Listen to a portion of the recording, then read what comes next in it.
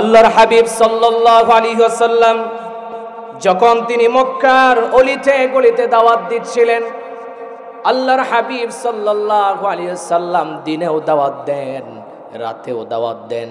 রাত যখন গভীর হয়ে যায়, আল্লাহর হাবিব সাল্লাল্লাহু আলাইহি ওয়াসাল্লাম যখন গড়ে ফিরে যখন একটা নক দেয় দরজায়, সাথে সাথে আম্মাজান খাদিজাতুল কুবরা রাদিয়াল্লাহু তাআলা আনহার সাথে সাথে দরজাটা খুলে দেয়। বলেন সুবহানাল্লাহ। এভাবে অনেক দিন যাচ্ছিল। অনেক দিন পার হওয়ার পরে আল্লাহর হাবিব সাল্লাল্লাহু আলাইহি ওয়াসাল্লাম আম্মাজান খাদিজাতুল কুবরা রাদিয়াল্লাহু তাআলা আনহাকে জিজ্ঞাসা করলেন, ও খাদিজা রে, একটা বিষয় আমি বারবার লক্ষ্য করছি। খাদিজা, আমি যখনই রাত্রে আসি, যখনই আমি একটা নক করি দরজায়, সাথে সাথে দরজা খুলে দাও। ও খাদিজা রে, তুমি কি ঘুমাও না? আম্মাজান খাদিজাতুল কুবরা রাদিয়াল্লাহু তাআলা আনহা বলছেন, ও প্রাণের স্বামী, আপনি তো যেমন তেমন কোন মানুষ না, আপনি হচ্ছেন শেষ নবী, আপনি হচ্ছেন রাসূল, আপনার দাম তো আল্লাহর কাছে অনেক।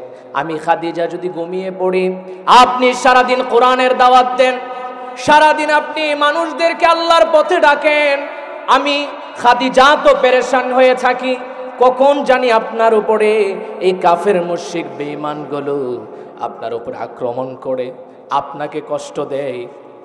আমি খাদিজা সবসময় টেনশনেই থাকি। রাত যখন হয়ে যায় আমি চিন্তা করি, আমি যদি ঘুমিয়ে যাই, আমার প্রাণের স্বামী এসে আমার দরজার সামনে দাঁড়িয়ে থাকবে, এটা আমি খাদিজা কোনোভাবেই মেনে নিতে পারছি না। বলেন সুবহানাল্লাহ। ঠিক ওই রকম ভাবে দিন যাচ্ছে, রাত যাচ্ছে। হঠাৎ একদিনের ঘটনা, আল্লাহর হাবিব খুব ক্ষুধার্ত ছিলেন। বাসায় ফিরে খাদিজাকে ডাক দিয়ে বলেন, খাদিজা রে, বাড়িতে কোনো খাবার আছে কিনা? আমার সারাদিন ক্ষুধা লেগেছে, পেটটা খুবই ক্ষুধা, আমার পেটে কোনো খাবার নাই। আম্মাজান খাদিজাতুল কুবরা রাদিয়াল্লাহু তাআলা আনহা বলছেন, নবী গো, সামান্য এক গ্লাস দুধ আছে আর 2টা খেজুর আছে। বাহির থেকে একজন মানুষ 4টা খেজুর হাদিয়া দিয়েছিল। 2টা খেজুর আমি খেয়েছি, আর 1 গ্লাস দুধ আমি পান করেছি, আর 1 গ্লাস আপনার জন্য রেখে দিয়েছি, আর 2টা খেজুর রেখেছি। আল্লাহর হাবিব সাল্লাল্লাহু আলাইহি ওয়াসাল্লাম 2টা খেজুরের মধ্যে 1টা খেজুর খেয়েছে, আর 1 গ্লাস দুধ পান করার বদৌলতে তিনি মাত্র অর্ধেক গ্লাস পান করেছে। আপনাদেরকে আমি প্রশ্ন করতে চাই, সারা দিনের ক্ষুধা 1 গ্লাস দুধ নয়, অর্ধেক গ্লাস দুধ আর 1টা খেজুরে কি পেট ভরে নাকি? আওয়াজ করে বলে, পেট ভরে নাকি? আল্লাহর হাবিব সাল্লাল্লাহু আলাইহি ওয়াসাল্লাম মা খাদিজাকে বলে, খাদিজা রে, এই যে আমি অর্ধেক দুধ গ্লাস পান করলাম, বাকিটা তুমি পান করে নাও। আম্মাজান খাদিজা বলেন, নবী গো, আপনি সারাদিন ক্ষুধার্ত, আমি পান করব না, আপনি পান করেন। আল্লাহর হাবিব সাল্লাল্লাহু আলাইহি ওয়াসাল্লাম বলছেন, আল্লাহর হাবিব 1 গ্লাস দুধ পান না করে অর্ধেক পান করেছে, আর 1টা খেজুর খেয়েছে, আর 1টা খেজুর আম্মাজান খাদিজাতুল কুবরা রাদিয়াল্লাহু তাআলা আনহার মুখে তুলে দিয়েছে। বলেন সুবহানাল্লাহ। ওই সময় আল্লাহর হাবিব সাল্লাল্লাহু আলাইহি ওয়াসাল্লাম একটা বিষয় লক্ষ্য করলেন, মা খাদিজার কাপড়ের দিকে তার চোখটা চলে যায়। আল্লাহর হাবিব সাল্লাল্লাহু আলাইহি ওয়াসাল্লাম দেখলেন খাদিজার যে কাপড়টা পরিধান করে রেখেছে এতটাই ছিঁড়েছে আর এতটাই তালিযুক্ত, আর একবার যদি ছিঁড়ে আর তালি দেওয়ার জায়গা নাই। আল্লাহর হাবিব সাল্লাল্লাহু আলাইহি ওয়াসাল্লাম ইমোশনাল হয়ে গেলেন। আল্লাহর হাবিব বললেন, খাদিজা রে, আল্লাহ রাব্বুল আলামিন তোমাকে কোনো দিক দিয়ে সম্পদ কম দেয় নাই। মক্কার মধ্যে সব থেকে বেশি ধনাঢ্য মহিলা ছিলে। ও খাদিজা, আমার মতো গরিব মানুষকে তুমি বিয়ে করেছো। খাদিজা রে, আমি যে তোমার এত সম্পদ কোথায় খরচ করলাম, একটা বারও তুমি জিজ্ঞেস করলে না। আম্মাজান খাদিজাতুল কুবরা রাদিয়াল্লাহু তাআলা আনহা বললেন, প্রাণের স্বামী, আরে আমি তো জানি আপনি সত্য নবী, আপনি আমার এই টাকাটা আল্লাহ রাস্তায় খরচ করেছেন, এই জন্য নবী আমি একটি বারের জন্য এটা জিজ্ঞেস করার কোনো প্রশ্নই আসে না। বলেন সুবহানাল্লাহ। আম্মা জান খাদিজাতুল কুবরা রাদিয়াল্লাহু তাআলা আনহাকে বলছেন, ও খাদিজা, একদিনও তুমি আমাকে বললা না বাড়িতে বাজার নাই, আমার একটা ভালো কাপড় লাগবে, আমার একটা শাড়ি লাগবে, সিলোয়ার কামিজ লাগবে, তুমি একটা বারো চাই না। ওরে খাদিজা, কেন চাও নাই? মা খাদিজাতুল কুবরা রাদিয়াল্লাহু তাআলা আনহা বলছেন, নবী গো, আমি তো জানি আপনার পকেটে টাকা নাই, আমি যদি আপনার কাছে চাই নবী আপনি কষ্ট পাবেন, নবী আপনি কষ্ট পাবেন, এই জন্য আমি কোনোদিন আপনার কাছে কোনো কিছু চাই না। বলেন সুবহানাল্লাহ।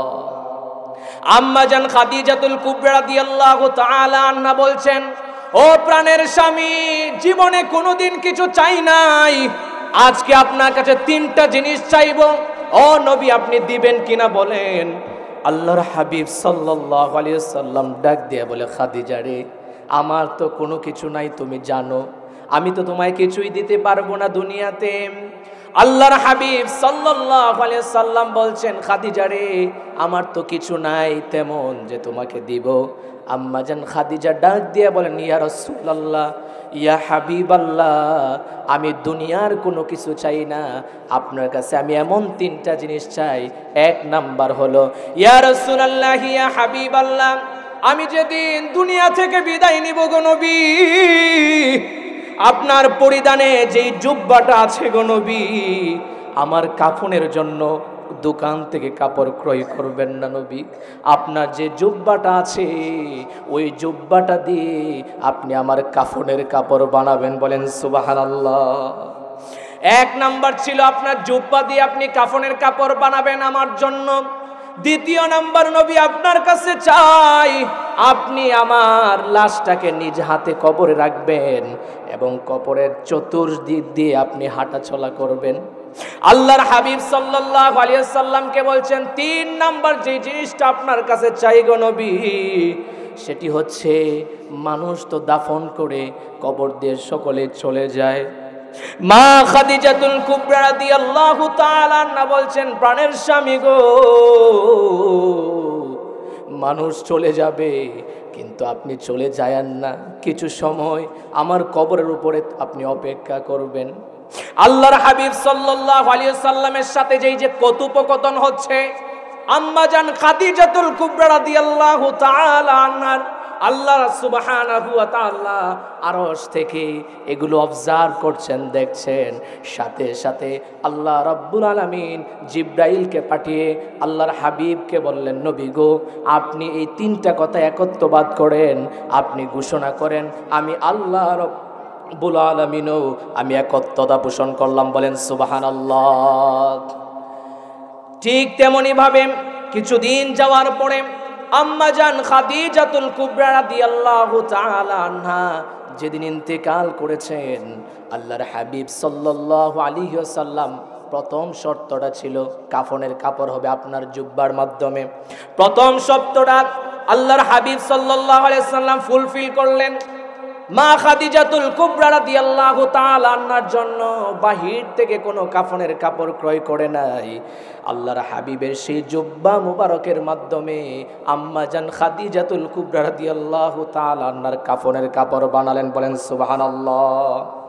দ্বিতীয় নাম্বার শর্ত ছিল, আম্মা জান খাদিজাতুল কুবরা রাদিয়াল্লাহু তাআলা আনহাকে নিজ হাতে আল্লাহর হাবিব সাল্লাল্লাহু আলাইহি ওয়াসাল্লাম কবরে শোয়ালেন, আর চতুর্পাশ দিয়ে ঘোরাফেরা করছিলেন, আর বারবার ডান দিকে কাত করে মাথাটা শোয়াচ্ছিলেন, কিন্তু মাথা তো ডান দিকে থাকে না, সোজা হয়ে যায়। বারবার আল্লাহর হাবিব সাল্লাল্লাহু আলাইহি ওয়াসাল্লাম মা খাদিজাতুল কুবরা রাদিয়াল্লাহু তাআলা আনহার মাথাটাকে ডান দিকে রাখে, কিন্তু ডান দিকে থাকে না, সোজা হয়ে যায়, আসমানের দিকে হয়ে যায়। আল্লাহর হাবিব পেরেশান হয়ে গেলেন, কি ব্যাপার, সকলেরটা তো ঠিকভাবেই ছিল, কিন্তু আমার স্ত্রীর মাথা কেন বাঁকে না, ডান দিকে থাকে না, সোজা হয়ে যায়। আল্লাহ সুবহানাহু ওয়া তাআলা জিবরাইল আলাইহিস সালাতু ওয়াস সালামকে পাঠিয়ে দিলেন নবীর এই পেরেশানি দেখে। জিবরাইল যখন চলে আসলেন, আল্লাহর হাবিব বললেন, বন্ধুরে, আমার কি পেরেশানি হয়ে গেল, আমার খাদিজার চেহারাটা ডান দিকে রাখতে চাই, কিন্তু ডান দিকে তাকে না, আসমানের দিকে হয়ে যায়। জিবরাইল আলাইহিস সালাতু ওয়াস সালাম বললেন, ইয়া রাসূলুল্লাহ, ইয়া হাবিবাল্লাহ, আপনার এই খাদিজার চেহারা ডান দিকে থাকবে না, আসমানের দিকেই থাকবে। তার কারণ হলো আমার আল্লাহ রব্বুল আলামিন খাদিজার চেহারা দেখতে চাই। আল্লাহ রব্বুল আলামিন আসমানে থেকে, আরশে থেকে খাদিজার চেহারাটা নিজেই দেখতে চাই। বলেন সুবহানাল্লাহ, বড় আল্লাহু আকবার। আমাদের যখন কবরে শোয়ানো হয়, আমাদের চেহারাটা ডান দিকে রাখা হয়, ঠিক কি না? কিন্তু মা খাদিজাতুল কুবরা রাদিয়াল্লাহু তাআলা আনহার চেহারাটা ডান দিকে থাকে না, যতবার করে ততবারই সোজা হয়ে যায়। আল্লাহ সুবহানাহু ওয়া তাআলা বলছেন, আমি খাদিজার প্রতি এত খুশি হয়ে গেলাম, খাদিজাকে আমি আরশে থেকে দেখতে চাই, এই জন্য খাদিজার চেহারা ডান দিকে যাবে না, আসমানের দিকে ফিরে থাকবে। পড় আল্লাহু আকবার। কেন এত ভালোবাসেন আল্লাহ সুবহানাহু ওয়া তাআলা? এর কারণ হলো ইসলামের জন্য এত এত এত কষ্ট করেছেন, নিজের জীবনটাকে বিলিয়ে দিয়েছেন। আল্লাহর রাসূল হেরা পর্বতে, এত উঁচু পাহাড়, আম্মাজান খাদিজা সেই পাহাড় বেয়ে বেয়ে আল্লাহর হাবিবের জন্য খাবার নিয়ে যায়। বলেন সুবহানাল্লাহ। কি ভালোবাসা, কি মাধুর্যপূর্ণ তাদের মধ্যে সম্পর্ক। আমি এখান থেকে যে মেসেজটা আপনাদেরকে দিতে চাই, ঘটনা বলা উদ্দেশ্য ছিল না, কিন্তু ঘটনা না বুঝলে, না শুনলে আপনারা বুঝবেন না কি মেসেজটা আপনাদেরকে দিচ্ছি। এই ঘটনা থেকে আপনাদের যারা স্বামী আছেন, স্ত্রী আছেন, পর্দার আড়ালে মা বোনের আছে, সবার জন্য মেসেজ হচ্ছে এখান থেকে, স্বামী স্ত্রীর মধ্যে গভীর সম্পর্ক থাকতে হবে আল্লাহর জন্য। কথা বলেন ঠিক কিনা? 40 বছরের নারীকে আল্লাহর হাবিব বিয়ে করার পরে কোনোদিন রাগ করে নাই। এমনকি আম্মাজান আয়েশা রাদিয়াল্লাহু তাআলা আনহা একদিন একটা কথা বলে ফেলেছে, ইয়া রাসূলুল্লাহ, আপনি শুধু এই বুড়া মহিলার কথা কেন বলেন? আল্লাহর হাবিবের চেহারাটা মলিন হয়ে গিয়েছে, কোনোদিন স্ত্রীদের গায়ে হাত তুলে নেয়। শুধু এদিন আল্লাহর হাবিব আম্মাজান আয়েশা রাদিয়াল্লাহু তাআলা আনহার চোয়ালের মধ্যে টিপ দিয়ে ধরেছিলেন। আর কোনোদিন আমার এই খাদিজার নামে আর কোনোদিন একটা কথাও শুনতে চাই না। পড়ো আল্লাহু আকবার। কি ভালোবাসা ছিল, আর শুনতে চাই না, কোনোদিন বলবা না, এত মোহাব্বত। আরেকটা কথা হচ্ছে, যতদিন আম্মাজান খাদিজাতুল কুবরা রাদিয়াল্লাহু তাআলা আনহা আল্লাহর হাবিব সাল্লাল্লাহু আলাইহি ওয়াসাল্লামের ঘরে ছিলেন, তিনি দ্বিতীয় কোনো বিয়ে করেন নাই। এটাই হচ্ছে ভালোবাসার প্রমাণ। এজন্য আমার মা বোনেরা যারা আছেন, স্বামীর খেদমত করবেন। আল্লাহর হাবিব সাল্লাল্লাহু আলাইহি ওয়াসাল্লাম বলছেন যে আল্লাহর পরে কাউকে যদি সেজদা করার কথা বলতাম, তাহলে বলতাম স্ত্রী যাতে তার স্বামীকে সেজদা করে। বলেন সুবহানাল্লাহ।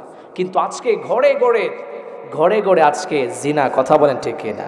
প্রিয় ভাইয়েরা আমার, স্বামী স্ত্রীর মাধুর্য, এই মোহাব্বত ইসলাম শিক্ষা দিয়েছে, পৃথিবীর কোন ধর্ম এই শিক্ষা দিতে পারে না। কথা বলেন ঠিক কিনা? যারা সুশীল সমাজ বলে আপনি ইন্ডিয়ার কথা বলেন, আমেরিকার কথা বলেন, লন্ডনের কথা বলেন, যত কান্ট্রি আছে যা নিজেদেরকে সুশীল সমাজ বলে সভ্যতার পরিচয় দেয়, কিন্তু তাদের মধ্যে গিয়ে দেখবেন স্বামী স্ত্রীর মধ্যে কোনো ভালোবাসা নাই। এই জন্য প্রিয় ভাইয়েরা, প্রিয় বোনেরা, এই স্বামী স্ত্রীর ভালোবাসা যদি আল্লাহর জন্য হয়, প্রতিটা কদমে কদমে আল্লাহ সুবহানাহু ওয়া তাআলা আপনার আমল নামায় সওয়াব দিয়ে দিবেন। বলেন সুবহানাল্লাহ। আপনার স্ত্রীকে যদি আপনি সহি নিয়তে যদি আপনি এক গ্লাস পানি পান করান, এটার মধ্যে সওয়াব আছে না নাই? আওয়াজ করে বলতে হবে, আছে না নাই? এই জন্য যেহেতু এখানে মহিলা মাদ্রাসা আছে, খাদিজাতুল কুবরা রাদিয়াল্লাহু তাআলা আনহার নামে, সেজন্য আমি ওই দিকে একটু ভূমিকা স্বরূপ আমি সেদিকে গিয়েছি। এখন আসুন আমরা মূল আলোচনায় চলে যাই। আমি আপনাদের সামনে যে আয়াতখানা তেলাওয়াত করেছি, সেই আয়াতটা হচ্ছে মহাগ্রন্থ, মহাবিশ্বের মহাবাণী আল্লাহ সুবহানাহু ওয়া তাআলা যেই সূরাটির নাম রেখেছেন সূরাতুন নাজিআত। সেখানে 5টি আয়াত আমি আপনাদের সামনে তেলাওয়াত করেছি, যে 5টি আয়াতই আল্লাহ সুবহানাহু ওয়া তাআলা শপথ করেছেন। আল্লাহ রাব্বুল আলামিন বলছেন, ওয়ান নাজিআতি গারকান ওয়ান নাশিতাতি নাশতা। বলেন সুবহানাল্লাহ।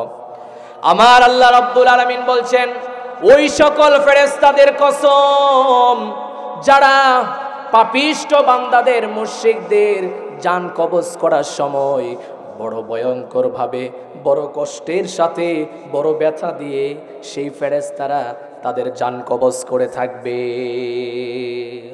ওয়ান্নাজিআতি গারকা ওয়ান্নাশিতাতি নাশতা।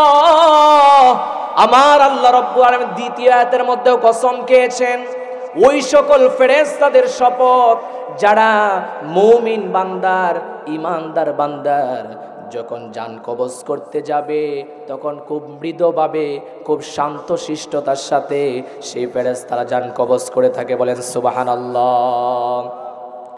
আল্লাহ রাব্বুল আলামিন সেই 5টি আয়াতে শপথ করেছেন। এখন প্রশ্ন আসে, আল্লাহ রাব্বুল আলামিনের শপথ খাওয়ার মানেটা কি, এর অর্থটা কি? আল্লাহর কথা তো সবই সত্য, মিথ্যা আছে? সবই সত্য, তারপরেও আল্লাহ কেন কসম খেয়ে থাকেন? প্রশ্ন আসে কি আসে না? আমরাও তো মাঝে মাঝে কসম খাই, ঠিক না বেটি? মায়ের কসম মাথায় দৌড়ে যে আমার মাতার কসম, মরা মায়ের কসম, কাবার কসম, কোরআনের কসম, বলে কি বলি না? আল্লাহর হাবিব সাল্লাল্লাহু আলাইহি ওয়াসাল্লাম বলছেন, মান হালাফা বিগাইরিল্লাহি ফাকাদ আশরাকা। আল্লাহ হাবিব সাল্লাল্লাহু আলাইহি ওয়াসাল্লাম বলছেন, গায়রুল্লাহর নামে যদি কেউ কসম করে সেটা শিরক, সেটা নাজায়েজ। তাহলে এখানে একটা বিষয় বুঝতে হবে, আমরা গ্রামের মানুষ যারা আছেন আপনারা প্রত্যেকেই এই কাজটা অনেকেই করে, 99%। এই জন্য শিখে যেতে হবে। মাহফিলে শুধু আলোচনা শোনাই যথেষ্ট না, মানতে হবে। এই মাসলাটা শুনে নেন, আপনারা যে কসম খান গায়রুল্লাহর নামে, গায়রুল্লাহ মানে কি? আল্লাহ ছাড়া অন্য কোনো কারো নামে, যেমন কাবার কসম, মায়ের কসম, এটাই হচ্ছে গায়রুল্লাহ। এই জন্য এই কসম খাওয়া হচ্ছে শিরিক, আপনার ঈমান চলে যেতে পারে। আপনার যদি কসম খাইতেই হয় কোনো একটা কথাকে বিশ্বাস করানোর জন্য, তাহলে কসম খাওয়া লাগবে এভাবে যে আল্লাহর কসম আমার কথাটা সত্যি। কি বলতে হবে? এটা আওয়াজ করে আল্লাহর কসম আমার কথাটা সত্য, বা যেটাই বলেন পরবর্তীতে। এই জন্য শুধু আল্লাহর কসম খাওয়া যাবে, বাকি কারো নামে কসম খাওয়া যাবে না। এখন আল্লাহ সুবহানাহু ওয়া তাআলা কেন কসম খায়?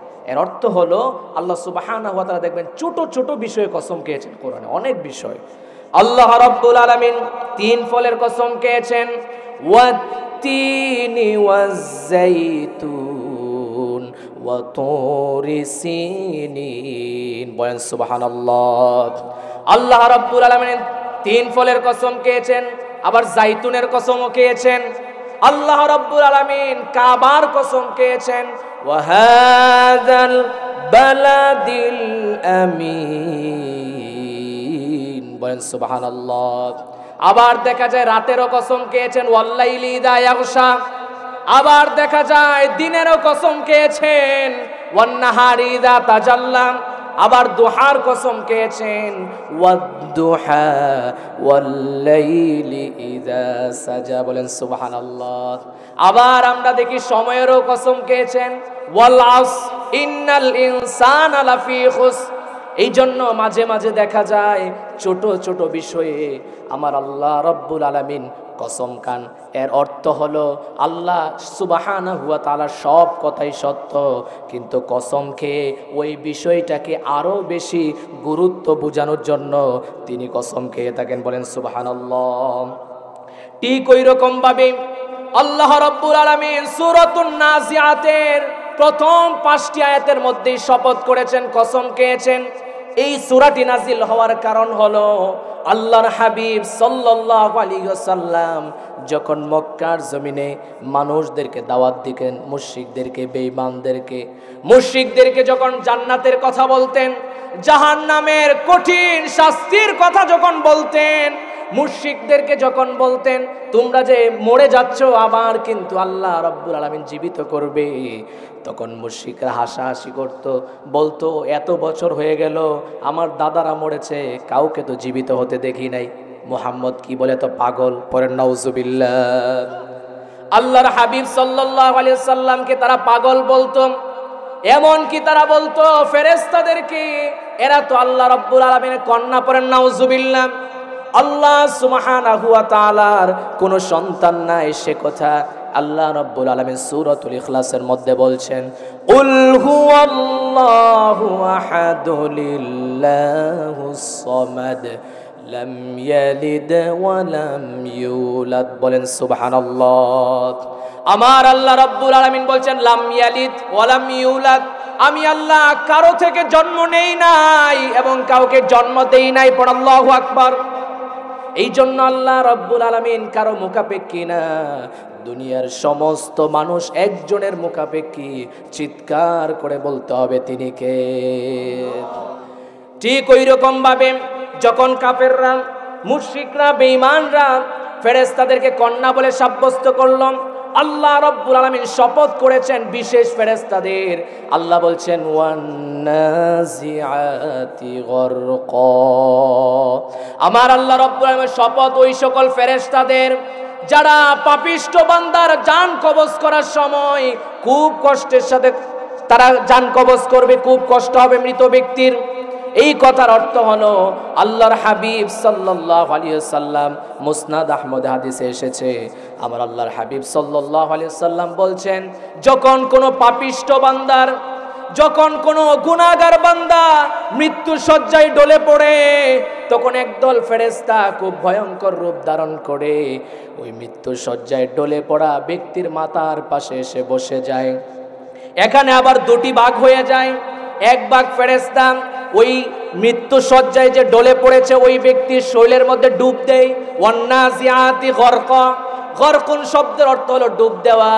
কিছু ফেরেশতা ডুব মারে ওই ব্যক্তির শরীরের মধ্যে, আর ডুব দিয়ে এমনভাবে জানটাকে কবজ করে, এমনভাবে টানা হেঁচড়া করে, তারপরও জানটা বের হতে চায় না, এদিকে দৌড় মারে। আর বাহিরে যে একদল ফেরেশতা বসে আছে, লোহা দিয়ে, হাতুড়ি দিয়ে এমন ভাবে পিটনি পিটায়, শেষ পর্যন্ত যারা ভিতরে ডুব দিয়েছে তারা জানটাকে কবজ করে একটা পচা গান্দা একটা চালার বস্তার মধ্যে রেখে দেয়। পড়েন নাউজুবিল্লাহ। তড়িঘড়ি করে ফেরেশতারা আসমানের দিকে নিয়ে যেতে থাকে ওই পাপিষ্ঠ বান্দার কবজ করে জানটাকে। আর ফেরেশতারা বলে, এটা এমন দুর্গন্ধ কেন, এটা কোন ব্যক্তি? তখন ফেরেশতারা নাম ধরে ধরে বলে, অমুকের ছেলে অমুক। তখন আসমানের মধ্যে যখন আমার আল্লাহ রাব্বুল আলামিন ঘোষণা করলেন, লা তুফাত্তাহু লাহুম আবওয়াবুস সামাওয়াত, আমার আল্লাহ রাব্বুল আলামিন ঘোষণা করলেন ওই পাপিষ্ঠ বান্দার জন্য আসমানের দরজা খোলা হবে না। লা ইয়াদখুলুল জান্নাতা, তারা জান্নাতেও প্রবেশ করতে পারবে না।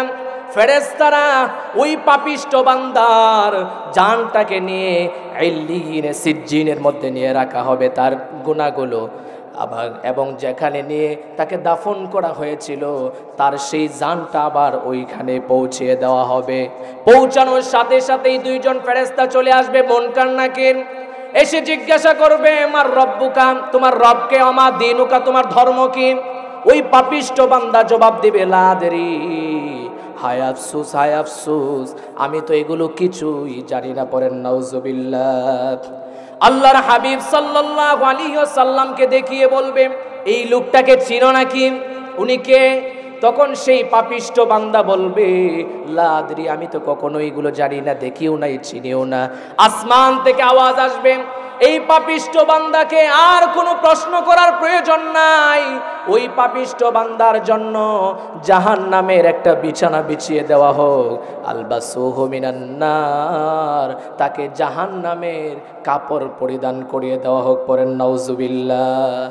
আমার আল্লাহ রাব্বুল আলামিন বলবেন, ওই ব্যক্তির জন্য জাহান্নামের একটা দরজা খুলে দেওয়া হোক, সেই জাহান্নামের দরজা দিয়ে জাহান্নামের যে তাপগুলো আছে, আগুনের যে সাপ বিচ্ছুর কামড়, সেগুলোর কষ্ট যাতে এই পাপিষ্ঠ বান্দা কিয়ামত পর্যন্ত পেতে থাকে, সেজন্য একটা দরজা খুলে দেওয়া হবে। পড়েন নাউজুবিল্লাহ।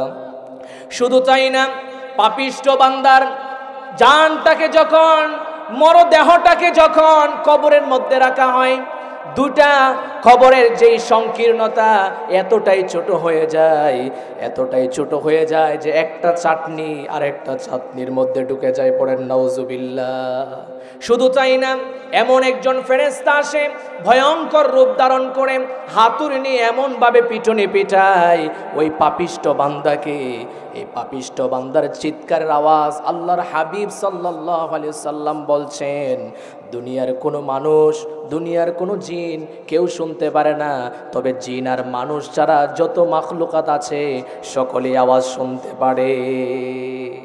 এত কষ্ট, এত শাস্তি, কবরের আযাব বড় ভয়ঙ্কর।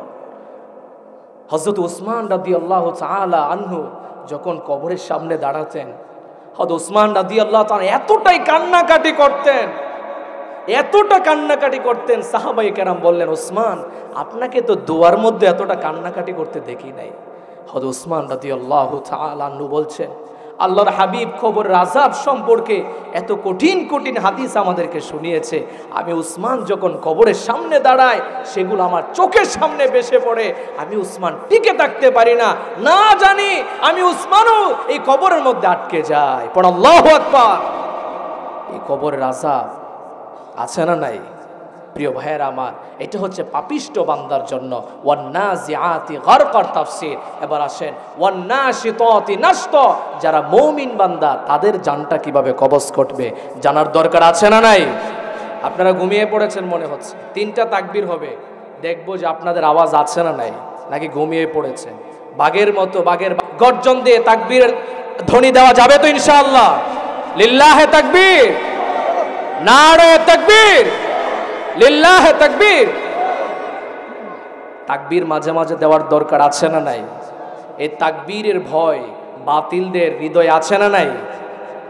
হযরতে ওমরে ফারুক রাদিয়াল্লাহু তাআলা আনহু সর্বপ্রথম ইসলামে সর্বপ্রথম তিনি সাহাবায়ে কেরামদেরকে নিয়ে আল্লাহর হাবিব সাল্লাল্লাহু আলাইহি সাল্লামকে নিয়ে মক্কার জমিনে কাবাগরের সামনে দাঁড়িয়ে নামাজ পড়েছেন এবং রাস্তায় লা ইলাহা ইল্লাল্লাহর তাকবীর দিয়েছেন। আল্লাহু আকবার। এই তাকবীর দেওয়ার সময় আবু জাহেল, উতবা, শাইবারা এসেছে, এত বড় দুঃসাহস, কে এই মক্কার জমিনে তাকবীর দে লা ইলাহা ইল্লাল্লাহ? সামনে এসে দেখে আর কেউ না, আর কেউ না, ওমরে ফারুক রাদিয়াল্লাহু তাআলা আনহু। আল্লাহু আকবার।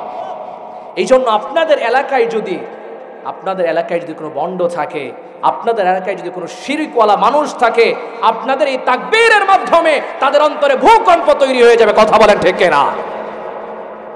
এই জন্য মাঝে মাঝে তাকবীরও দেওয়া লাগে। কথা বলেন ঠিক না ঠিক? তাহলে আপনারা আছেন সজাগ, আছেন আপনারা? আপনাদের এই ময়মনসিংহ এলাকায় মানুষ তো 12টা, 1টা, 2টা, 3টা, 4টা একবার ফজরের নামাজ পড়ে তারপরে বাড়িতে যাওয়া নাকি, ঠিক না বেঠি? কিন্তু ইদানিং একটু চেঞ্জ হয়ে আসছে, এত রাত পর্যন্ত মাহফিল চালানো এখন ঠিক না। অনেকেই মাহফিল সারা রাত ওয়াজ শুনে ফজরের নামাজ আর পড়তে পারে না, ঠিক না বেঠি? সারা জীবন যদি আপনি মাহফিল হয়, কিন্তু একটা ফজরের জামাত, ফজরের নামাজের সওয়াবের তুলনা করা যাবে? চিৎকার করে বলতে হবে, করা যাবে? এই জন্য এত রাত পর্যন্ত এখন আর মাহফিল হয় না। যেই কথা বলতেছিলাম, আল্লাহ রাব্বুল আলামিন শপথ করেছেন ওই সকল ফেরেশতাদের শপথ যারা একজন মুমিন বান্দার জান কবজ করে খুব শান্তশিষ্টতার সাথে মুমিন বান্দার জান কবজ করে তাকে খুব মৃদুভাবে। পড় আল্লাহু আকবার। কেমন ভাবে আসেন? আল্লাহর হাবিব সাল্লাল্লাহু আলাইহি ওয়াসাল্লাম বলছেন আল্লাহ রাব্বুল আলামিন একজন মুমিন বান্দার শেষ জীবনীতে, শেষ সময়ে আমার আল্লাহ রাব্বুল আলামিন মুমিন বান্দাকে কষ্ট দিতে চায় না। বলেন সুবহানাল্লাহ। কেমন করে ফেরেশতারা আসেন? আল্লাহর হাবিব সাল্লাল্লাহু আলাইহি ওয়াসাল্লাম বলছেন একটা আলোক সজ্জার মতো আসে। একজন মুমিন বান্দা যখন মৃত্যু সজ্জায় ডলে পড়ে, তার সময় কোনো ভয়ঙ্কর ফেরেশতা আসে না, সে দেখতে পারে কেমন জানি একটা আলো তার কাছে আসতে। বলেন সুবহানাল্লাহ। যখন সামনে ফেরেশতারা চলে আসে, ওই মুমিন বান্দা দেখতে পারে ওই ফেরেশতারা খুবই চমৎকার সাদা, শুভ্র সাদা পাঞ্জাবি পরে, সাদা রুমাল নিয়ে তার এখানে প্রস্তুত। তার মাথার সামনে বসে বলে, ইয়া আইয়াতুহান নাফসুল মুতমাইন্নাহ। যখন এই কথা বলেন, হে পবিত্র আত্মা, আল্লাহর জন্য বেরিয়ে আসো, তখন মুমিন বান্দার আত্মাটা বলে, কেন আমি বের হয়ে যাব, কোথায় যাব? তখন ফেরেশতারা বলে ওয়ারাইহান ওয়ারাইহান, তখন বলে জান্নাতের মধ্যে যাবে, কিন্তু জান্নাতটা দেখানো হয় না। ওই লোকটা বলে ওই মুমিন বান্দা বলে আমি তো যেতে চাই না, আমি যাব না। তার কারণ হচ্ছে এতদিন যে দুনিয়াতে ছিল এর একটা মায়া, একটা ভালোবাসা তার শরীরের সাথে ফিট খেয়ে গিয়েছে, এই জন্য জান্নাতেও যেতে চায় না। আমার আল্লাহ রব্বুল আলামিনকে বলেন ফেরেশতারা, ওগো আল্লাহ তোমার মুমিন বান্দা আসতে চায় না। আমার আল্লাহ রব্বুল আলামিন ফেরেশতাদেরকে বলেন, ও ফেরেশতারা রে, আমার এই মুমিন বান্দা যেই জান্নাতে যাবে সেই জান্নাতটা নিয়ে আমার মুমিন বান্দাকে দেখাও। বলেন সুবহানাল্লাহ। যখন ফেরেশতারা জান্নাতটা নিয়ে মুমিন বান্দার চোখের সামনে চলে আসবে, আর মুমিন বান্দা যখন দেখবে এত সুন্দর এত চমৎকার জান্নাত, আল্লাহর হাবিব সাল্লাল্লাহু আলাইহি ওয়াসাল্লাম বলছেন সেই মুমিন বান্দার রূহটা এমন ভাবে দৌড় মারবে জান্নাতে যাওয়ার জন্য। আমি যদি উদাহরণ দেই, আপনারা যখন স্কুলে ছোট ছোট বাচ্চারা যখন পড়াশোনার শেষে যখন ছুটি দেওয়া হয় কেমন করে দৌড় মারে বাড়িতে যাওয়ার জন্য, ঠিক না বেঠিক? ঠিক ওই রকম ভাবে একজন মুমিন বান্দা জান্নাতটাকে যখন দেখতে পাবে তখন তার জানটা ওইভাবে দৌড় মারবে ওই জান্নাতে প্রবেশ করার জন্য। আল্লাহু আকবার। তখনই আল্লাহ রাব্বুল আলামিন বলছেন, ফেরেশতারা বলবে, ইয়া আইয়াতুহান নাফসুল মুতমাইন্নাহ ইরজিই ইলা রাব্বিকি রাদিয়াতাম মারদিয়া ফাদখুলি ফি ইবাদি ওয়াদখুলি জান্নাতি। বলেন সুবহানাল্লাহ। ফেরেশতারা বলবে, হে পবিত্র আত্মা, আল্লাহর জন্য বেরিয়ে আসো, তোমার উপর আল্লাহ সন্তুষ্ট হয়ে গিয়েছে। আল্লাহু আকবার। এবং জান্নাতে প্রবেশ করো। আর একটা তাফসীর এখানে বুঝতে হবে, ফাদখুলি ফি ইবাদি, এই কথাটা কেন আল্লাহ বললেন? আল্লাহ রব্বুল অগ্রিম জানিয়ে দিলেন, বান্দা যদি মনে করে এত বড় জান্নাতে যাব, এত বড় গড়ে যাব, কি করে একা থাকবো, এই জন্য আমার আল্লাহ অগ্রিম জানিয়ে দিয়েছেন ফাদখুলি ফি ইবাদি। ও বান্দা, তুমি সেই জান্নাতে একা না, তোমার পাশে আরো অনেক মানুষ থাকবে। ফাদখুলি ফি ইবাদি, আরো অনেক বান্দারা তোমার পাশে থাকবে, সেই জন্য কোনো ভয় নাই, তুমি তোমার জান্নাতে প্রবেশ করো। বলেন সুবহানাল্লাহ। তখন সেই মালাকুল মাউতের অধীনে যেই ফেরেশতারা ছিল, আমরা একটা ভুল ধারণা আছে এখানে আপনাদেরকে ক্লিয়ার করে দেই। অনেকেই মনে করে মালাকুল মাউত একজন। কয়জন? আপনারা বলেন তো দেখি, একটা প্রশ্ন করি, মালাকুল মাউত কতজন? আচ্ছা, আপনাদের আমার যে জান কবজ করে কয়জনে? চিৎকার করে বলতে হবে, কতজনে? একজনে না? এখন মনে করুন এই কান্দুলি এলাকার মধ্যে 5 জন মানুষ মারা গিয়েছে, আবার ওই আমেরিকার মধ্যে 5 জন মানুষ মারা গিয়েছে, সৌদি আরবে 5 জন মানুষ মারা গিয়েছে একই সময়ে। একই সময়ে মারা যায় কি যায় না? কথা বলেন। তাহলে এই মালাকুল মউত আপনাদের কান্দুলি এলাকার মধ্যেও আছে কিভাবে, ওই আমেরিকাও আছে কিভাবে, ওই সৌদি আরবে আছে কিভাবে? এটা কনফিউশন আছে না নাই? কথা বলেন। এই যে আপনাদের ভুল ধারণা, এটা যে মালাকুল মউত একাই সকলের জান কবজ করে, এটা ভুল মেসেজ, মূল ধারণা। এর উত্তর হচ্ছে সঠিক, যে মালাকুল মাউতের অধীনে অনেকগুলো ফেরেশতা আছে, লক্ষ লক্ষ কোটি কোটি, সকল ফেরেশতাদের লিডার হচ্ছে মালাকুল মাউত। পড়া আল্লাহু আকবার। আমার আপনার জান কবজ শুধু একজন মালাকুল মাউতে করে না, এই লক্ষ কোটি যে মালাকুল মউতের অধীনে কাজ করে, এক একজনকে এই মালাকুল মউত পাঠায় যে কান্দুলি এলাকার মধ্যে অমুক গ্রামে গিয়ে যাও, তোমরা গিয়ে অমুকের জান কবজ করো। আবার মালাকুল মউতে শিডিউল করে দেয়, দুবাইয়ে 5 জন মানুষ মারা যাবে অমুক এলাকায়, তোমরা এই 5 জনকে তার জান নিয়ে আসো। পড়া আল্লাহু আকবার। জীবনে শুনেছেন এমন কথা? শুনেছেন? এই যে একটা কথা, এটা আমাদের আমি নিজেও ভুল ধারণা ছিল, কিছুদিন আগে আমার এটা ক্লিয়ার হয়েছে। গবেষণা করার পর আমি সেটা দেখতে পাই, আসলে বিষয়টা তো দেখা দরকার। যেটা আমরা মনে করি যে একই সময়ে সব জায়গায় কিভাবে, তখন বুঝতে পারলাম না, একই সময়ে সব জায়গায় না, তার অধীনে লক্ষ লক্ষ কোটি কোটি ফেরেশতা আছে, জান কবজ করা যায়। বলেন সুবহানাল্লাহ। যেই কথা বলতেছিলাম, যখন একজন মুমিন ব্যক্তি মৃত্যু শয্যায় ডলে পড়ে, আল্লাহ রাব্বুল আলামিন সেই মুমিন বান্দাকে কষ্ট দিতে চায় না, সেই মুমিন বান্দায় কষ্ট দিতে চায় না। যখন জানটাকে কবজ করে দৌড় মেরে বের হয়ে যায়, মালাকুল মউত একটা শুভ্র সাদা সুগন্ধিযুক্ত কাপড়ে করে তার রূহটাকে কবজ করে আসমানের দিকে রওনা হয়ে যায়। যাওয়ার পথে যত ফেরেশতা আসে যত ফেরেশতা সামনে পড়ে জিজ্ঞাসা করে এই ব্যক্তিটাকে, এত সুগন্ধি, মেশকে আম্বরের চেয়েও সুগন্ধি। পড় আল্লাহু আকবার। এই মুমিন ব্যক্তির আত্মাটা, রূহটা এত সুগন্ধিযুক্ত, আসমানের দিকে যখন নিয়ে যাওয়া হয় প্রথম আসমানের দরজা সাথে সাথে খুলে দেয়, বলেন সুবহানাল্লাহ। এক এক করে সপ্তম আসমানে যখন নেওয়া হয় আমার আল্লাহ রাব্বুল আলামিন ঘোষণা করেন, ফেরেশতারা রে, আমার এই মুমিন বান্দার, ওই মুমিন ব্যক্তির রূহটাকে তুমি ইল্লিয়িনের মধ্যে তার আমল নামা রেখে আসো, বলেন সুবহানাল্লাহ। ফেরেশতারা তড়িঘড়ি করে মুমিন বান্দার যে আমলগুলো আছে ইল্লিয়িনের মধ্যে রাখা হয়, আর ওই মালাকুল মউতরা, ওই ফেরেশতারা তার রূহটাকে যেখানে দাফন করা হয়েছিল সেখানে নিয়ে যাওয়া হয়, বলেন সুবহানাল্লাহ।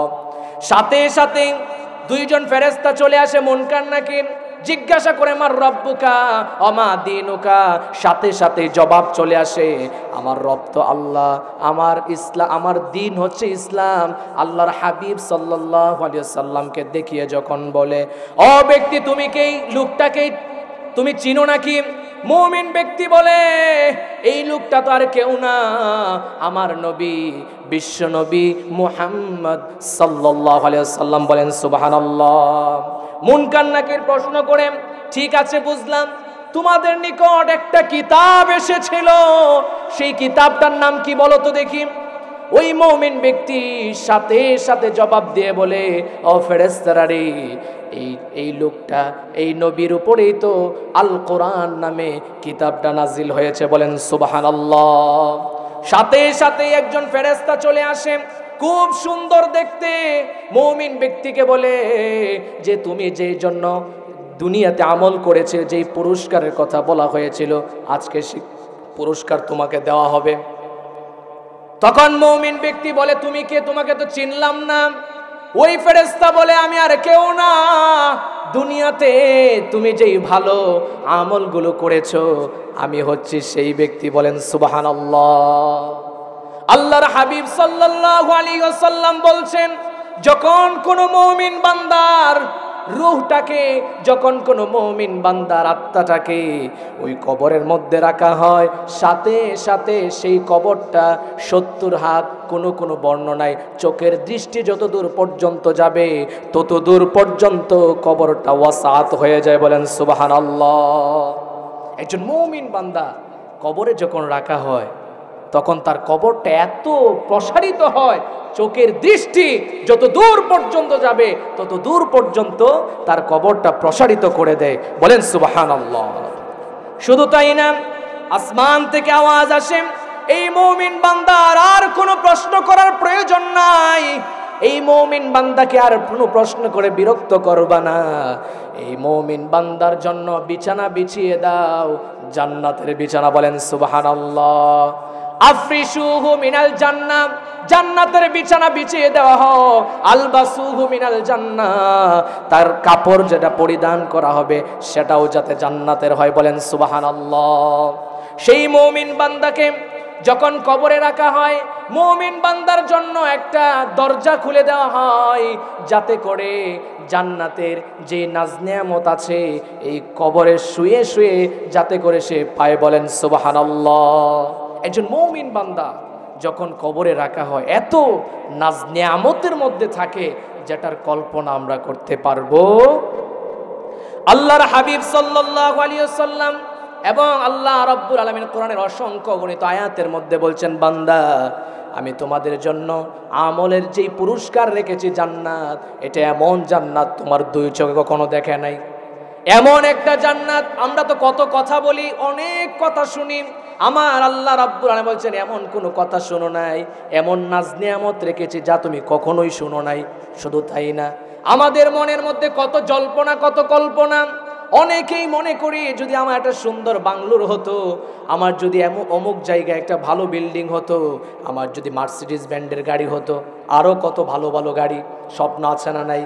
আমার আল্লাহ রাব্বুল আলামিন ঘোষণা করেন, বান্দা আমি আল্লাহ জান্নাতের মধ্যে এত নাজ নিয়ামত রেখেছি আমার মুমিন বান্দা বান্দীদের জন্য। ও মুমিন বান্দা বান্দীরা, তোমাদেরকে ঘোষণা দিলাম, তোমরা কল্পনাও করতে পারবে না। বলেন সুবহানাল্লাহ। সেই জন্য আমরা সেই জান্নাতে সকলে যেতে চাই কি চাই না? কারা কারা যেতে চান একটু দুই হাত তুলে দেখান। আমরা সকলেই জান্নাতে যেতে চাই, ঠিক না বেঠিক? আপনি যাকেই জিজ্ঞাসা করবেন, আপনি যাকেই জিজ্ঞাসা করবেন, কেউ বলবে না যে হুজুর আমি জাহান্নামে যেতে চাই। সকলেই জান্নাতে যেতে চায়, ভালো হোক খারাপ হোক, সকলে কি চায়? জান্নাতে যেতে চায়। কিন্তু জান্নাতে যাওয়ার জন্য আমাদের কিছু শর্ত আছে না নাই?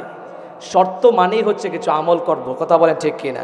আমার আল্লাহ রাব্বুল আলামিন বলছেন, যদি জান্নাতে যেতে চাও, সূরাতুল কাহাফের ৭৬ নম্বর আয়াত, ইন্নাল্লাযীনা আমানু ওয়া আমিলুস সালিহাতি কানাত লাহুম জান্নাতুল ফিরদাউসি নুজুলা। বলেন সুবহানাল্লাহ।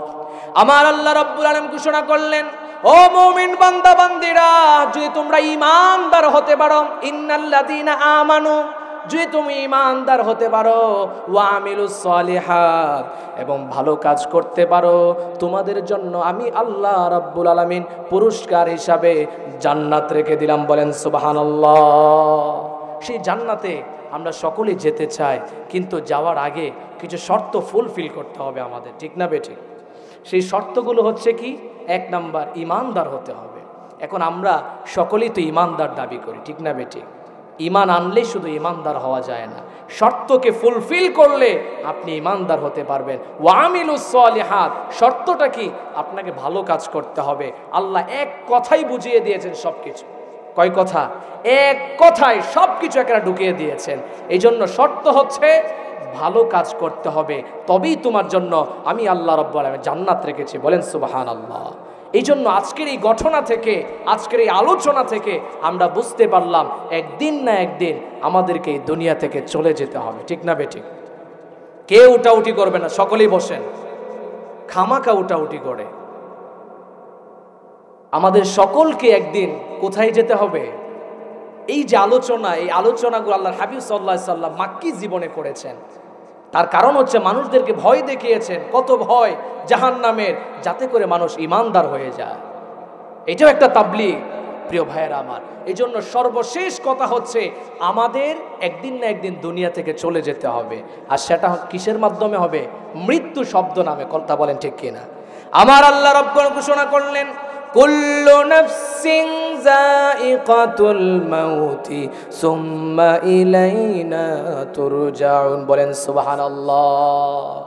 আল্লাহ রাব্বুল ঘোষণা করলেন, যত প্রাণ আছে, যারাই প্রাণ নিয়ে আগমন করেছে, সকলকে দুনিয়া থেকে একদম আমার আল্লাহ রাব্বুল আলামিনের কাছে ফিরে যেতে হবে। বলেন সুবহানাল্লাহ।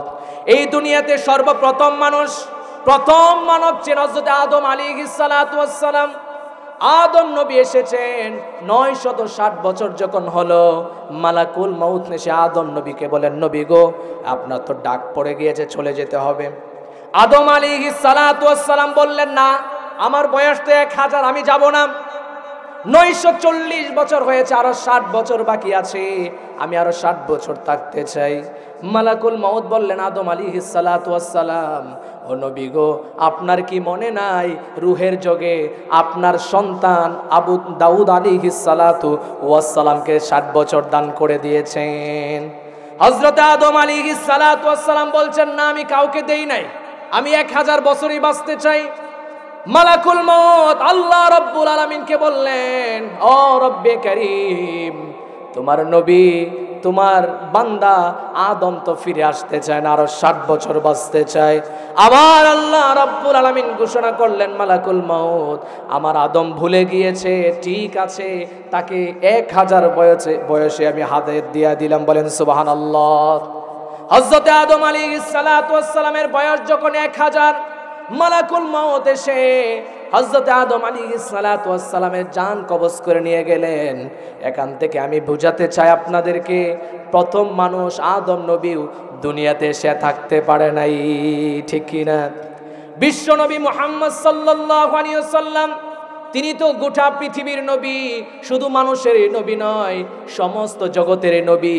আমার আল্লাহ রাব্বুল আলামিন ঘোষণা করলেন, নবী গো, আমি যত জায়গায় আল্লাহ, আপনি তত জায়গায় রাহমাতুল লিল আলামিন। বলেন সুবহানাল্লাহ। ওয়ামা আরসালনাকা ইল্লা রাহমাতাল লিল আলামিন। বলেন সুবহানাল্লাহ। এই আয়াতের তাফসীর হলো, নবী গো, আমি যত জায়গায় আল্লাহ, আপনি তত জায়গায় রাহমাতুল লিল আলামিন। পড় আল্লাহু আকবার। এমন নবী আমরা পেলাম, কিন্তু সেই নবীও তো দুনিয়া থেকে চলে গিয়েছে, তিনিও থাকতে পারেন। এই কথা বলেন ঠিক কিনা? মালাকুল মউত যখন আল্লাহর হাবিব সাল্লাল্লাহু আলাইহি ওয়াসাল্লামের জান কবজ করতে এসেছে, সর্বপ্রথম তিনি কিন্তু ঘরে প্রবেশ করে নাই আল্লাহর নবীর জান কবজ করতে। সর্বপ্রথম জিবরাইল আলাইহিস সালাতু ওয়াস সালাম আল্লাহর হাবিব সাল্লাল্লাহু আলাইহি ওয়াসাল্লামের কাছে এসে বলেন, ইয়া রাসূলুল্লাহ, ইয়া হাবিবাল্লাহ, আমার আল্লাহ রব্বুল আলামিন আপনার জন্য অপেক্ষা করছে, মালাকুল মউত জান কবজ করতে এসেছে। মালাকুল মউত আপনার অনুমতি ছাড়া জান কবজ করতে পারবে না। আল্লাহু আকবার। পৃথিবীর কারো জান কবজ করতে মালাকুল মউতের অনুমতি লাগে নাই, কিন্তু আল্লাহর হাবিব সাল্লাল্লাহু আলাইহি ওয়াসাল্লামের জান কবজ করার সময় অনুমতি লেগেছে। বলেন সুবহানাল্লাহ। আল্লাহর হাবিব সাল্লাল্লাহু আলাইহি ওয়াসাল্লাম জিজ্ঞাসা করলেন, বন্ধু জিবরাইল, আমি যদি আরো কতদিন বাঁচতে চাই, সম্ভব কিনা? আল্লাহ রাব্বুল আলামিন ঘোষণা করলেন, নবী হে, আপনি বাঁচতে পারবেন যতদিন চান। এরপরে আল্লাহর হাবিব সাল্লাল্লাহু আলাইহি ওয়াসাল্লাম বলছেন, তারপরে কি হবে? আল্লাহ রাব্বুল আলামিন বললেন, নবী গো, তারপরে আমার কাছে ফিরে আসতে হবে। আল্লাহর হাবিব সাল্লাল্লাহু আলাইহি ওয়াসাল্লাম বলছেন, যদি আমাকে চলে যেতেই হয়, আর দেরি করব না, আমার বন্ধুর সাথে আমি সাক্ষাৎ করব। বলেন সুবহানাল্লাহ। যেই কথা বোঝাতে চাচ্ছি আপনাদেরকে, দুনিয়াতে সর্বপ্রথম মানব আদম নবী এসেছে, তিনিও থাকেন নাই। কত নবী রাসূল এসেছে, কেউ থাকেন নাই। শেষ নবী আমার নবী, আপনার নবী, তিনিও থাকেন নাই। সুতরাং আমাদেরও থাকা সম্ভব। এই জন্য আমাদেরকে একদিন সকলকে চলে যেতে হবে। This the nature of life. এটাই ভাই আমাদের জীবন। This the circle of life. এটাই আমাদের জীবন। ঘুরে ফিরে আবার একজনের কাছে চলে যেতে হবে। চিৎকার করে বলতে হবে, তিনি কে? আরো জোরে বলতে হবে, তিনি কে? সুতরাং আমাদের ফুলফিল করতে হবে শর্তগুলো। আল্লাহর হাবিব সাল্লাল্লাহু আলাইহি ওয়াসাল্লাম বলছেন, যদি কোনো বান্দা দুনিয়া থেকে চলে যায়, তখন তার সকল আমলনামা রাস্তা বন্ধ হয়ে যায়, কিন্তু তিনটা রাস্তা খোলা দেয়। কয়টা রাস্তা? তিনটা রাস্তা। একটা রাস্তার নাম হচ্ছে সদকায়ে জারিয়া, আরেকটা রাস্তার নাম হচ্ছে নেক সন্তান রেখে যাও। কি সন্তান? নেক সন্তান। এখন সদকায়ে জারিয়া কি? আপনি দুনিয়া থেকে চলে যাবেন, সকল আমল নামা বন্ধ হয়ে গিয়েছে। এখন ধরেন সাপোজ, আল্লাহ না করুক, কেমন, আপনার কবরে যাওয়ার পরে যদি শাস্তি হয়, তাহলে এই শাস্তি কি আমাদের দুর্বল বান্দার জন্য সহ্য করা সম্ভব? কারো সম্ভব না। এই জন্য আল্লাহ হাবিব সাল্লাল্লাহু আলাইহি সাল্লাম তিনটা রাস্তা খোলা রেখেছেন, যাতে এই তিনটা রাস্তায় আপনার আমল নামায় সওয়াব যেতে থাকে। বলেন সুবহানাল্লাহ। তার মধ্যে একটা রাস্তা হচ্ছে সাদকায়ে জারিয়া। সাদকায়ে জারিয়ার অর্থ হচ্ছে, মাদ্রাসা আসছে পাশে, সেই মাদ্রাসায় আপনি বিল্ডিংয়ের জন্য কিছু টাকা দিলেন, অর্থ দিলেন, এটা হচ্ছে সাদকায়ে জারিয়া। যতদিন পর্যন্ত বিল্ডিং থাকবে, যতদিন পর্যন্ত এই ঘরটা থাকবে, যে ঘরে আপনি সহযোগিতা করেছিলেন, ততদিন পর্যন্ত আপনি কবরে বসে বসে সওয়াব পেতে থাকবেন। বলেন সুবহানাল্লাহ। এমন সওয়াব দরকার আছে না নাই আমাদের? আপনার এলাকা দিয়ে, রাস্তা দিয়ে যেতে পারেন না, রাস্তাঘাট ভাঙ্গা, কত মানুষ কষ্ট করে, আপনার অর্থ আছে এবং সকলেই মিলেমিশে রাস্তা ঠিক করলেন। যতদিন পর্যন্ত এই রাস্তা দিয়ে মানুষ চলাচল করবে, ততদিন পর্যন্ত আপনার আমল নামায় সওয়াব ট্রান্সফার হতেই থাকবে। বলেন আল্লাহু আকবার। এই জন্য কোনো মুমিন বান্দা এই সদকায়ে জারিয়ার আমল ছাড়া সে মৃত্যুবরণ করতে পারে না। এই জন্য সদকায়ে জারিয়া একদিক দিয়ে না, বহু দিক দিয়ে করে রাখবেন। তার কারণ হচ্ছে, যখন একজন মানুষ দুনিয়া থেকে চলে যায়, আপনি আমি তার চিৎকার আওয়াজ শুনতে পারি না। প্রতিদিন সে ডাকতে থাকে তার আত্মীয় স্বজনদেরকে, সন্তানকে, কেউ তো সাড়া দেয় না, কেউ সাড়া দেয় না। তখন আপনি যদি সাদকায়ে জারিয়ার আমলটা রেখে যেতে পারেন, আপনি কবরে শুয়ে শুয়ে আপনার সওয়াবের মধ্যে আমলগুলো যোগ হতে থাকবে। বলেন সুবহানাল্লাহ।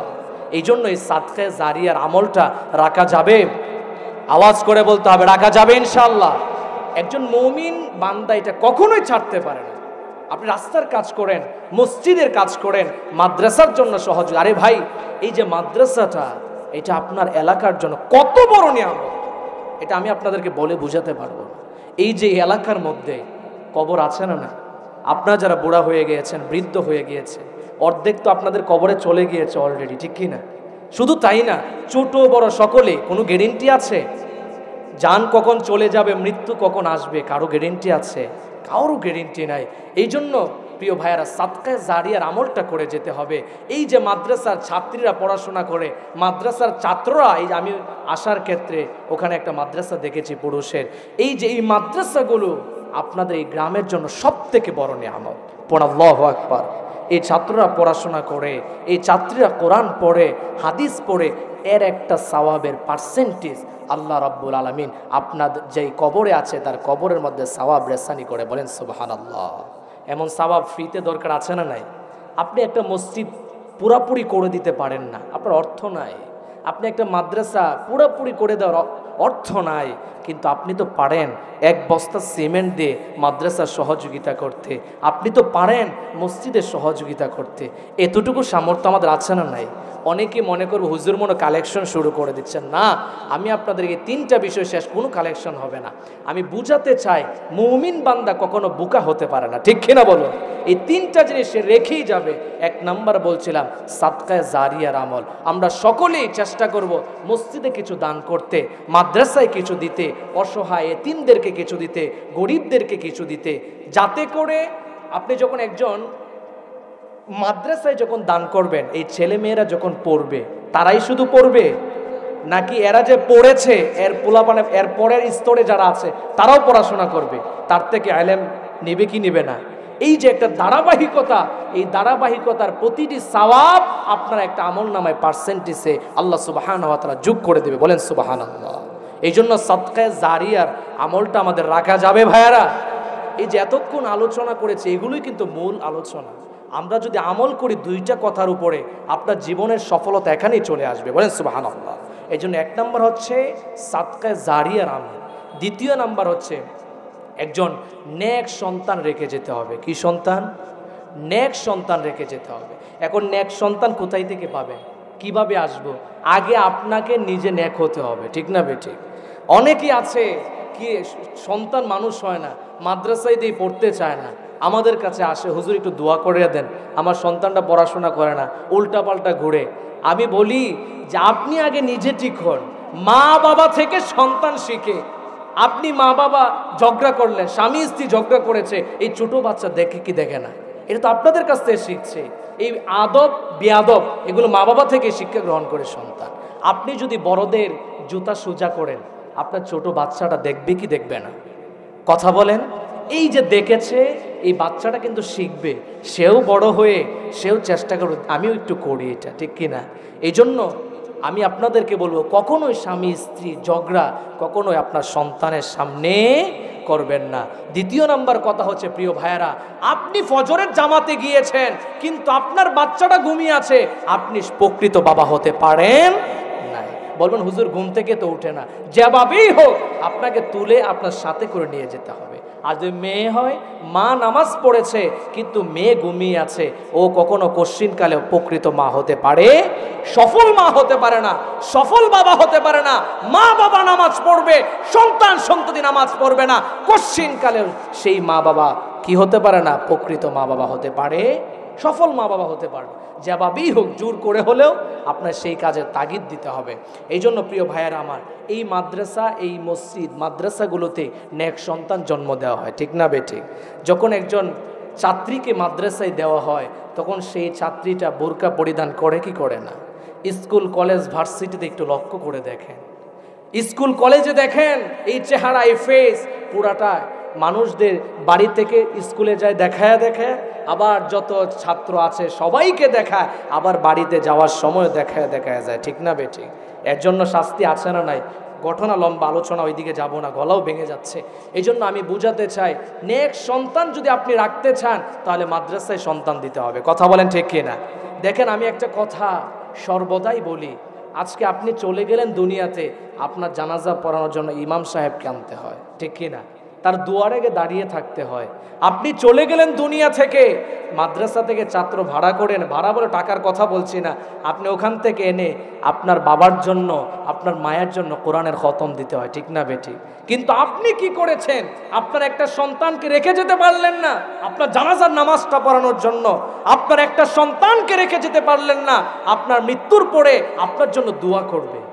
আপনার কবরের সামনে গিয়ে যখন মা বাবার জন্য দোয়া করবে, আল্লাহর হাবিব সাল্লাল্লাহু আলাইহি সাল্লাম বলছেন, সন্তান যখন তার মায়ের জন্য দোয়া করে, তার বাবার জন্য দোয়া করে, আল্লাহ এবং ওই সন্তানের মধ্যে কোনো পর্দা থাকে না, সাথে সাথে আল্লাহর আরশে গিয়ে নক করে বলেন সুবহানাল্লাহ।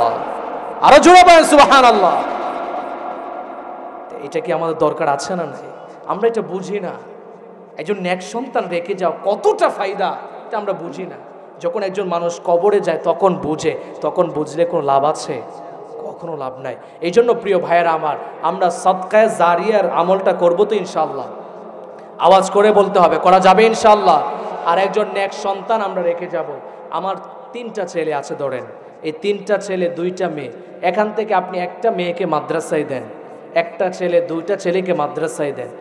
স্কুল কলেজেও পড়ার দরকার আছে, কিন্তু প্রাথমিক লেভেলে কোরআনের জ্ঞানটা, হাদিসের জ্ঞানটা, প্রাথমিক যে সেই লেভেলটা যদি আপনি তাকে শিখাইতে পারেন, আমি শপথ করে বলতে পারি ওই ছেলে ওই মেয়ে কোশ্চিনকালেও কোরআনের বিরুদ্ধে, আল্লাহর হাবিব সাল্লাল্লাহু আলাইহি সাল্লামের বিরুদ্ধে কখনো গুস্তাখি করবে না। কথা বলে ঠিক না? আজকে যারা কোরআনের বিরুদ্ধে স্লোগান দেয়, আল্লাহর হাবিব সাল্লাল্লাহু আলাইহি ওয়াসাল্লামের বিরুদ্ধে স্লোগান দেয়, গুস্তাখি করে, কোশ্চিনকালেও এরা মাদ্রাসার বারান্দায় পা রাখে না। কথা বলে ঠিক না? এদের মধ্যে কোরআনের জ্ঞান নাই, হাদিসের জ্ঞান নাই, যার জন্য নবীকে চিনে না, কোরআন কি কি জিনিস, ইসলাম কি কি জিনিস সে চিনে না। কথা বলেন ঠিক না? আপনাদের আওয়াজ নাই, আমি যে এত চিল্লাইতেছি, আমার গলা 70% শেষ, কিন্তু আপনারা চান না যে আপনাদের একটু গলাটা ভাঙুক। চান আপনারা যে এত কষ্ট করে চিল্লাচিল্লি করে লাভ কি? গলা ভেঙে যাবে, 1 সপ্তাহ পর্যন্ত কথা বলতে পারবো না, এই চিন্তা নিয়ে আপনারা বসে আছেন। হ্যাঁ, প্রধান অতিথি চলে এসেছে, প্রধান অতিথি অবস্থান করছে, তিনি আলোচনা করবেন। আপনাদের অবস্থা যদি এই হয় তাহলে তিনি আলোচনা করে মজা পাবেন না। এই জন্য তো প্রধান অতিথি বসে আছে, ওনাকে বসিয়ে রেখে আলোচনা করা, লম্বা আলোচনা ঠিক না। তার কারণ হচ্ছে, কোনো বক্তা যখন বসে থাকে, কোনো আলেম, আর একজন যখন আলোচনা করে লং টাইম, তখন একটা বিরক্ত বোধ হয়, ঠিক না বেটি? এটা স্বাভাবিক। এত গরম, আমি ভাবছিলাম তো গ্রাম, এটা শীত আসতেই পারে, অনেক প্রস্তুতি নিয়ে এসেছি, কিন্তু এসে দেখি যে গরম বলতে কিছুই নাই। এই যে এই শুধু পাঞ্জাবি পরে আছি, তারপরও ঘেমে গিয়েছি।